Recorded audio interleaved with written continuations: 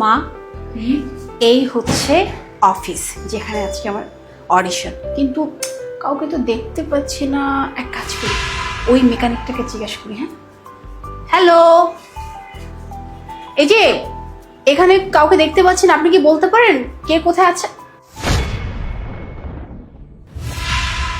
আলিফ, মানে আমি ভুল দেখছি না তো?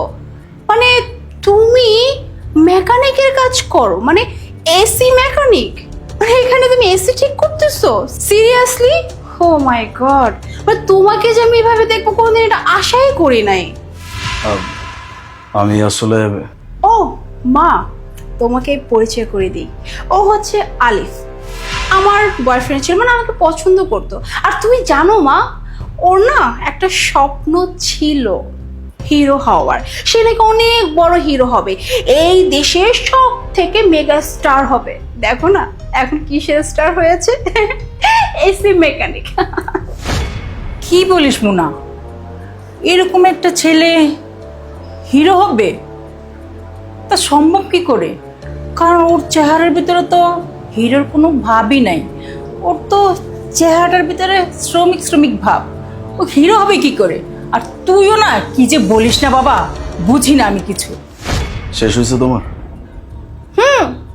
শেষ হয়েছে, তবে সেটা আমার না, তোমার কি ক্যারিয়ার।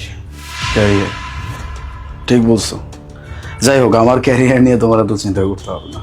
তুমি নিজের ক্যারিয়ার নিয়ে চিন্তা করো, যেটা তুমি অনেক আগেই করছো। তুমি নাকি একটা হিরোর সাথে রিলেশনশিপে আছো, মানে তাকে নাকি বিয়েও করতেছো। নাটক ফাটক করে আর কি। গুড। হ্যাঁ, তুমি ঠিকই শুনেছো। আমার রিসেন্ট যে বয়ফ্রেন্ড, মানে আমি যার সাথে আছি, সে হচ্ছে যে নাটকে কাজ করে, ভালো একজন হিরো। অ্যাটলিস্ট তোমার মতো এসি মেকানিক না। আর তুমি হিরো হতে চেয়ে তুমি এখন জিরো হয়ে গেলে, মানে এটা আমি না জাস্ট ভেবেই নিতে পারতেছি না। ও মাই গড, বেচারা হিরো হতে এসে জিরো হয়ে গেল। খুব তো চেয়েছিলাম এই বাংলাদেশে একজন মেগা স্টার হবে, মেগা স্টার আলিফ, কিন্তু কি হলো, সে এখন এসি মেকানিক। এনিওয়ে, ভালো কথা। তোমাকে একটু বলে রাখি, আজকে মানে এই অফিসে আমি কেন আসি জানো? এখানে আজকে আমার একটা অডিশন আছে। আর আজকে কার সাথে অডিশন আছে জানো? এই বাংলাদেশের একজন টপ মেগাস্টার হিরোর সাথে আমার নেক্সট মুভির কাজ। আর সব কিছু ঠিকঠাক হয়ে গেছে। আজকে শুধু হিরোর সাথে দেখা করব, কথা বলবো, আর সাইনিং অ্যামাউন্টটা নিয়ে নিব, ব্যাস। এরপরে আমার স্বপ্ন তুঙ্গে, আমি হব এই বাংলাদেশের একদম সেরা একজন হিরোইন। আর তুমি জানো কি বলছিলে? হ্যাঁ, তুমি তো এটা বলছিলে মুনা, তুমি আমার সাথে থাকো, দেখবে আমি নিশ্চয়ই কিছু একটা করতে পারবো। আর আমি যদি কিছু করতে পারি, আমি তো তোমাকে নিয়েই আগাবো, কারণ আমি যদি বাংলাদেশে একজন মেগা স্টার হই, তোমাকে আমি আমার সাথে করেই আগাবো। ফালতু জানি কোথাকার, তোমার সাথে থাকলে এখন কি করতে হতো? তো এই যেখানে দাঁড়িয়ে দাঁড়িয়ে তোমাকে বাতাস করতে হতো, কারণ তুমি তো গরমে ঘেমে যাচ্ছ, তাই না? যত সব, আমার সাথে থাকো। এনিওয়ে, আমার মুভি দেখার জন্য প্রস্তুত থেকো, কেমন? আর যদি হ্যাঁ টিকিটের টাকা না থাকে আমাকে কল করো, আমি তোমার জন্য টিকিট পাঠিয়ে দিব। কাজ করো এখানে। মা, চলো। স্যার আপনার অডিশনটা পছন্দ হয়েছে। এখন স্যার একটু আপনার অ্যাক্টিংটা দেখবে সামনাসামনি, তারপর সব কিছু ফাইনাল হবে। স্যার কোথায়? স্যার তো একটু শুটের কাজে ব্যস্ত আছে। শুটে আছে উনি? আচ্ছা, শুট কোথায় হচ্ছে? আমি একটু তার শুট দেখতে চাই। হ্যাঁ দেখুন, এভাবে রিকোয়েস্ট করলে তো আর হবে না, আগে মিটিংটা হয়ে যাক, তারপর না হয় সব কিছু হবে। ওকে, ঠিক আছে, আমি ওয়েট করতেছি। এই যে আমাদের স্যার চলে এসেছে।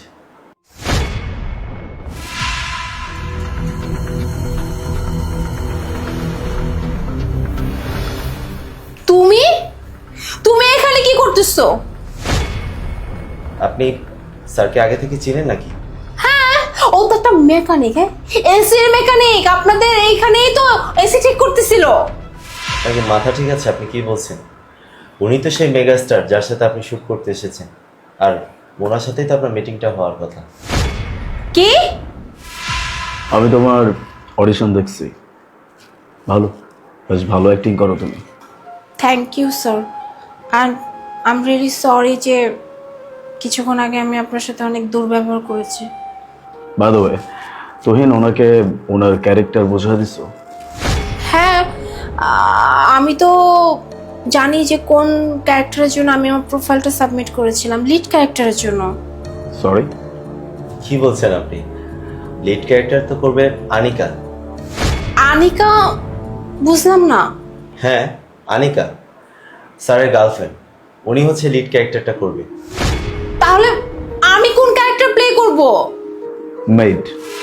কি? Made character. এই পুরো প্রজেক্টে একটা মেড ক্যারেক্টার আছে, যেই ক্যারেক্টারটা তোমার সাথে খুব ভালোভাবে স্যুট করে। তার মানে আমি চাকরানির ক্যারেক্টার প্লে করব? হ্যাঁ, সে অনেক লোভী, সেটা তোমার সাথে খুব সুন্দরভাবে চায়। তোমার অডিশনটা দেখার পরে আমি এটাই ডিসাইড করছি।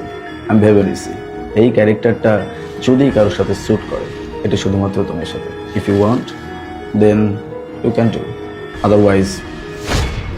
কিন্তু স্যার, আমি কি করে একটা চাকরানির রোল প্লে করতে পারি? আমি তো এখানে লিড ক্যারেক্টারের জন্য আমি প্রোফাইল সাবমিট করেছিলাম। ভেবে দেখুন আপনি ক্যারেক্টারটা করবেন কিনা। যদি ক্যারেক্টারটা না করতে চান তাহলে নেক্সট হয়তো বা আমাদের প্রোডাকশন আপনাকে নিয়ে কোনো কাজ করবে না। আচ্ছা ঠিক আছে, আমার কোনো সমস্যা নেই চাকরানির রোল প্লে করতে। মুনা, একটা কথা সবসময় মাথায় রেখো, কোনো মানুষের স্বপ্ন নিয়ে কখনো মজা করতে নেই। আমার খুব ভালোভাবে মনে আছে, তুমি ভুলে যেতেই পারো, আমার সাথে যখন তুমি ব্রেকআপ করছিলা তখন তুমি আমার এই স্বপ্নকে নিয়ে খুব বাজেভাবে মজা করছো। আমি সহ্য করতে পারিনি, আমার ইগো হার্ট হয়েছে। আর দেখো আজকে আমার অবস্থানটা কোথায়। এসি মেকানিক ভাবছো তুমি আমাকে, এটা আমার প্রজেক্টের ক্যারেক্টার। দ্যাটস ওয়াই আমি সেটাকে নিজের ভিতরে নেওয়ার চেষ্টা করতেছিলাম। এই জন্য মানুষকে এত ছোট করে দেখা উচিত না। তুমি নিজেকে কি ভাবো? অনেক বড় কিছু। শোনো, নিজেকে বড় তৈরি করতে হলে আগে নিজের মন মানসিকতাকে বড় করতে হয়। তুমি যখন মানুষকে বড় ভাবতে পারবা, যখন মানুষকে সম্মান করতে পারবে, তখন তুমি মানুষের কাছে অটোমেটিক্যালি বড় হয়ে যাবা। নিজে বলে বলে বলে বলে কারো কাছে বড় হইতে হয় না। তোমার কর্ম তোমাকে বড় অবস্থানে নিয়ে যেতে পারে। এই যে দেখো না, আজকে তুমি আমার সামনে দাঁড়ায় আছো শুধুমাত্র আমার একটা প্রজেক্টে মেড ক্যারেক্টার করার জন্য দাঁড়ায়। সময় কখন কাকে কোথায় নিয়ে গিয়ে দাঁড় করায় এটা কেউ বলতে পারে না। যাই হোক, এই ক্যারেক্টারটা তুমি করতে চাইলে করতে পারো, otherwise I have no problem. আমার কাছে অপশনের অভাব নেই। সো স্যার, আপনার শর্ট রেডি, আপনাকে ডাকছি। Sure, by.